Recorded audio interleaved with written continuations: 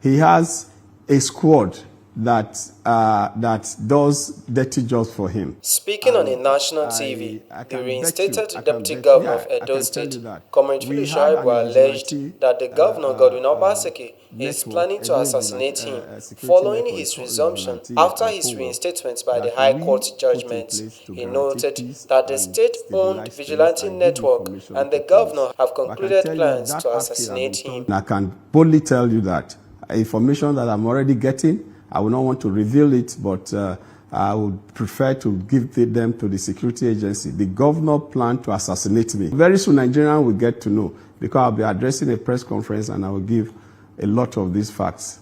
These people are violently inclined. They are violent personified. And I can tell you, he has a squad that does dirty jobs for him. And wow. I can bet you, I can tell you that we had an vigilante network, a vigilante security network called Vigilante and POWOV, that we put in place to guarantee peace and stabilize things and give information to police. But I can tell you that outfit have been turned to an outfit to just go after political opponents and go after people that are perceived to be enemies of government. And that day, the men of the vigilante came shooting at us.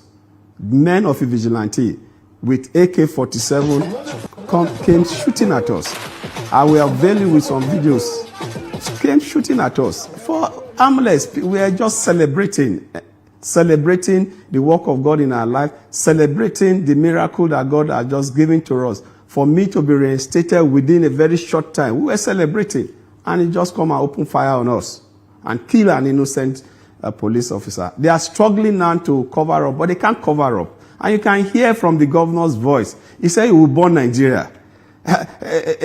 He will burn Nigeria. You can see, and that his boys, he used the word that these boys, my boys, they are arresting my boys, and that if they do whatever, he will burn Nigeria. Those are violent words. And that is against the oath of office he took, against oath of office I took. If you read the oath of office in words, you will see that is a violation of the Constitution of the Federal Republic of Nigeria, the third schedule of the Constitution of the Federal Republic of Nigeria. It's an impeachable offense. What he has done is an impeachable offense because he swore to an oath to preserve the sanctity of this country. He swore to an oath that he will make sure that the unity of this country is paramount. And now he's violating the oath of office. So you don't need to be told who is a violent person. Because for somebody at that level to say, I will burn Nigeria with his voice, it tells you who the character and the people around you. The leader is the one that dictates how the people behave. So if a leader is saying he wants to burn a country, which is against the oath of office he took, what will the followers now do? Comrade Shaibu said he had since resumed work and written to the governor of his resumption and reappointment of political appointees who were stopped with him after his impeachment. It feels good to be back to work. I've resumed and I've written to the governor of my resumption, and I've also written to him about my staff, my political appointees that were also stopped, that they have resumed with me. And I've also sent correspondence to him of my new appointment, and we'll be starting our work next week with the boundary committee. Yeah, when we were elected, where we were still at the party level, I was running mate to the governor at that time. Immediately we were elected and voted for, and we won our election and we took oath of office. We were now responsible to the people of Edo State. He is the number one, I'm the number two.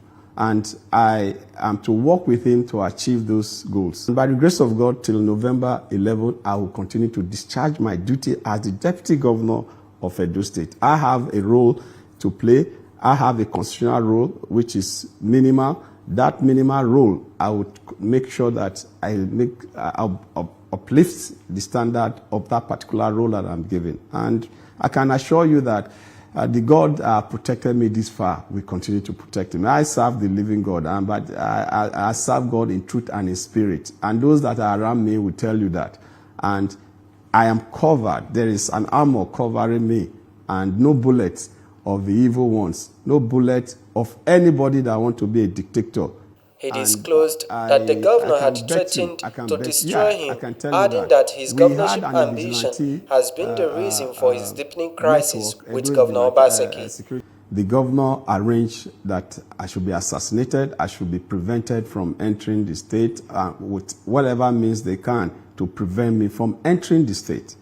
And it's really shocking that a man that we all work for, a man that we sacrifice our structure, our finances, and everything that God has given to us politically to make governor. He decided now that he wants to destroy. The underlying word he used when I declared my intention to contest that if I go ahead, he will destroy me. And that for me was too heavy for a human being to say he would destroy another human being. It doesn't make sense just because of an ambition that is constitutionally guaranteed. And for me, it shows that it's not where you are coming from really that makes you different from others. Because there's this notion that private sector guys or technocrats in governance will to make things different. But we have seen now that it's not about where you are from. It's about your character and it's about who you are. And that is what is being displayed. The crisis between Governor Godwin Obaseki and the reinstated impeached deputy governor has been heating up the polity in recent times ahead of the gubernatorial election bid for 21st September this year. Jude Aweke, reporting for VOS TV News, Benin.